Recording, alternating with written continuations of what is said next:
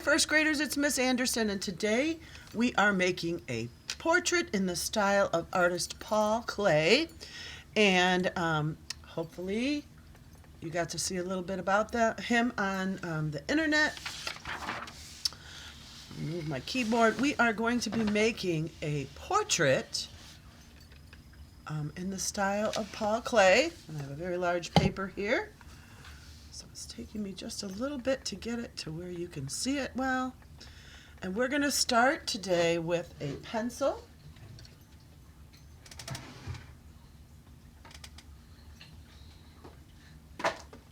And we're going to start with a circle, okay? So I would give you a circle to trace, but I think it's good for us to practice drawing circles. So try your very best. Okay, mine's a little wonky, so I'm going to darken it up a little bit here. And just go over it and make sure it's a nice big circle, taking up most of the paper. And I don't have an eraser right this moment, but I will get one in a little bit. So Paul Klee, when he did portraits, he abstracted them. And this is actually a picture. Whoops. Really got to lighten this up here.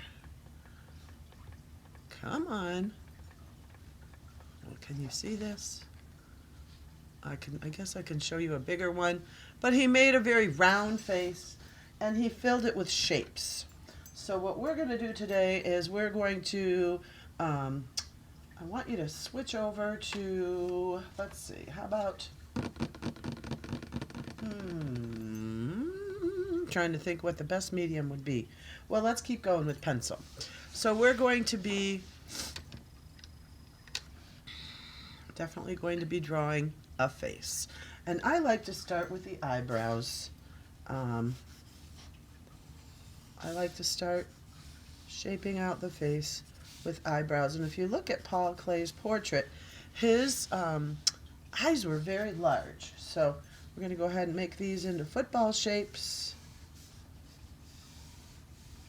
And it's okay if they're too big and they look weird. Okay, so then your pupils are going to go either in the center of the eye, or not your pupils. This is actually the iris part. The pupils are in here, right? But you can do them any way that you want. And they can either be in the center. Mine are a little bit to the left, so they're kind of looking that way. Let's get this opened up a little. All right, then I like to do my nose like this, coming down from the, what are these called? Eyebrows. So I'm giving them eyebrows and having my nose come down. Guess this eyebrow should come up a little bit. So we're just sketching this out. Don't need to worry about making any mistakes. I'm going to grab a little eraser because you can always erase them. And just get the lines where you want with pencil. There we go. Now you get to decide how you're going to add a mouth. Paul Klee just had a very simple mouth like this. I kind of want to make my circle a little larger. Thank goodness we're using pencil. So I'm going to make my mouth the way I want to make it. You don't have to do the same mouth, right?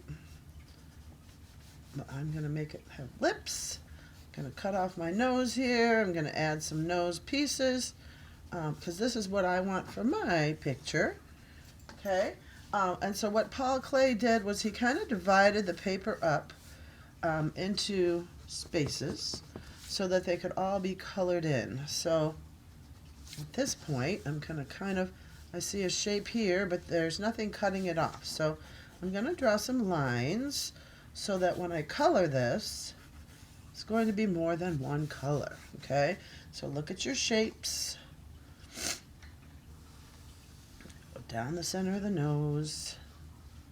So basically what I'm saying is you don't want to color. You want a smaller section to color. So I'm actually drew this line here, going up the center, and I drew this line here, going across. We could draw more lines if you wanted, but I do have the big eyebrows in there, and so I'm going to kind of keep it the way it is for me. He didn't usually add hair, but if you wanted to add some, some wacky hair, that would be okay. A little mohawk style or something. Okay, so remember, this is your art. We're being inspired by Paul Klee, but that doesn't mean we need to copy him. That means we're doing our own thing. And so now, what do we do with down here? Paul Klee simply drew a neck and some shoulders like that. Boom, boom. And that was the end of his portrait. So the next thing that I would do is probably go over this with a black crayon or oil pastel, and then would paint it with some temper cakes or watercolors, or I could color it with markers. I want to show you some really cool ones.